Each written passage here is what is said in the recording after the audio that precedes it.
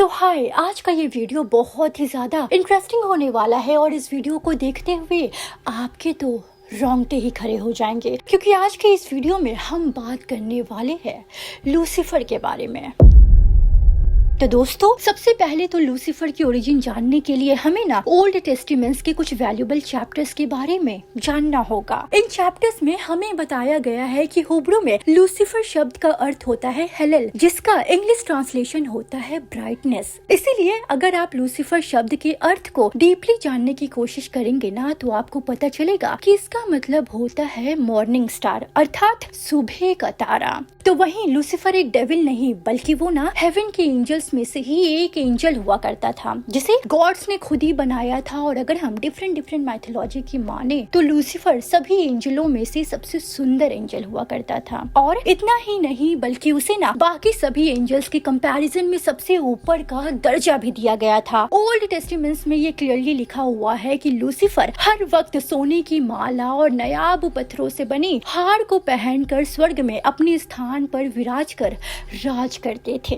तो वहीं आपको बता दे कि लूसीफर के पास ना भरपूर ज्ञान था, और चाहे किसी भी विषय पर बहस हो, लूसीफर अपनी टिप्पणी जरूर दिया करते थे। और उनकी बातों को सुनकर सभी एंजल्स भी मानने लगे कि वो ना सभी एंजल्स में से सबसे ज्यादा ज्ञानी है। और यही वजह थी कि एंजल्स उसे फॉलो करने लगे और लूसीफर उन सब का देवता बन गया।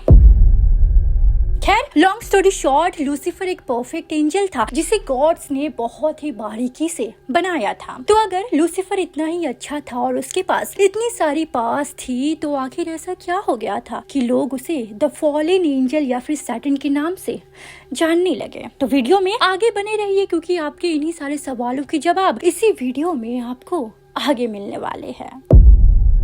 तो ऐसा माना जाता है कि आज से तकरीबन 6000 साल पहले भगवान यानी कि गॉड और जीसस के बीच में एक प्राइवेट मीटिंग हुई थी, जिसमें लूसीफर को नहीं बुलाया गया था। इस बात से लूसीफर को बहुत बुरा लगा, क्योंकि उसे ना अपने ज्ञान और शक्ति पर बहुत ही घमंड हुआ करता था। जिसके बाद नाराज होकर लूसीफर ने एक कैंपेन निकाला, जिसमें वो बाकी सभी एंजल्स को इस बात के लिए कन्विंस करने लगा कि वो ना जीसस से भी ऊपर है और उसकी ग्लोरी जीसस से भी कई गुना ज्यादा है। इस कैंपेन का असर ऐसा हुआ कि स्वर्ग में तकरीबन 1/3 लोग जीसस के बजाय लूसीफर की पूजा करने लगे और उसे ही अपना भगवान मानने लगे। कई गॉड्स ने लूसीफर को बहुत समझाने की कोशिश भी की, लेकिन वो अपने घमंड में इतना ज्यादा चोर था कि उसे क्या सही है और क्या गलत है इस बात का समझ ही नहीं था। तो वहीं दिन प्रतिदिन उसका ये कैंपेन और भी ज्यादा स्ट्रॉन्ग होते ही चला जा रहा था। लूसीफर के इस बर्ताव के चलते बहुत सारे एंजल्स उसकी शिकायत करने लगे और फिर गॉड्स को एक ठोस कदम उठाना ही पड़ा। गॉड्स ने दरअसल लूसीफर को उसके चीफ ऑफ एंजल्स के पद से हटा दिया और उसे स्वर्ग से बाहर का रास्ता भी दिखा दिया। इतना ही नहीं, बल्कि गॉड्स ने उन सारे एंजल्स को भी स्वर्ग से बाहर निकाल दिया जिसने लूसीफर को फॉलो करना शुरू कर दिया था। स्वर्ग से बाहर निकाल दिए जाने के बाद लूसीफर उन्हीं सारे एंजल्स के साथ स्पिरिट वर्ल्ड में चले गए, जिसे हम हेल के नाम से जानते हैं, और बहुत सारे लोग उसे अंडर वर्ल्ड के नाम से भी बुलाते हैं। लूसीफर को लोग सैटन के नाम से जानने लगे और उसके फॉलोअर्स एंजल्स से डेमन या फिर डेविल में तब्दील हो गए। और फिर देखते ही देखते लूसीफर हेल में राज करने लगा और अंडर वर्ल्ड का एक राजा बन गया था, जो कि हमेशा हमेशा के लिए गॉड्स के खिलाफ हो गया था। तो दोस्तों, ये तो थी लूसीफर की ओरिजिन और फॉल की स्टोरी। लेकिन आप इस वीडियो में आगे बने रहिए, क्योंकि मैं आपको अब लूसीफर के कुछ शक्तियों के बारे में बताने जा रही हूँ।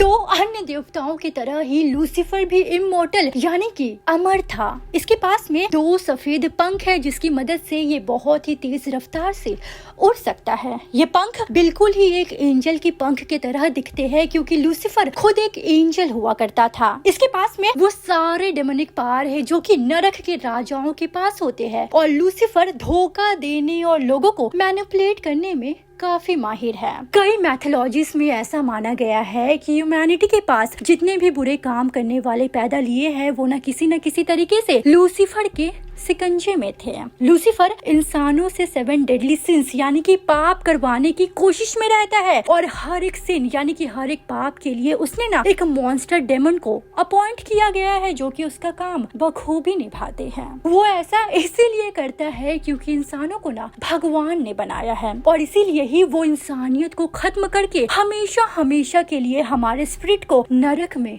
कैद करना चाहता है। और अब ये टोटल 7 सीन्स यानी कि पाप क्या है, कौन कौन से है, अगर इस पे भी आप एक सेपरेट वीडियो चाहते हैं तो नीचे हमें कमेंट सेक्शन में जरूर बताइएगा। तो बाकी अगर टॉपिक पर वापस आते हैं तो लूसीफर को रूलर ऑफ हेल के नाम से भी जानते हैं और इसका सबसे वफादार डेमोन है पेमोन। लूसीफर को कई सारे टीवी शोज और मूवीज में भी डिस्क्राइब किया गया है। लोगों का ऐसा भी मानना है कि इल्यूमिनाटी के मेंबर्स भी लूसीफर की पूजा इसलिए ही करते हैं क्योंकि वो भी इसी की तरह जीसस के खिलाफ है और इसीलिए ही उसके मेंबर्स लूसीफर को शैतान नहीं बल्कि मुक्तिदाता मानते हैं। और अब ये इल्यूमिनाटी क्या है, इसके मेंबर्स क्या है, इस पर ना हमने ऑलरेडी एक सेपरेट वीडियो बना रखा है। अगर आप चाहे तो इस वीडियो के बाद उस वीडियो को देख सकते हैं। और अब मैं यहाँ पर ना लूसीफर को एक रियल लाइफ स्टोरी से कनेक्ट करना चाहूंगी जिसे आप एक्सोर्सिज्म ऑफ एमिली रोज के नाम से भी जानते होंगे। तो एमिली रोज के शरीर में ना टोटल 6 डेमोन्स थे और उसमें से एक ना लूसीफर भी था।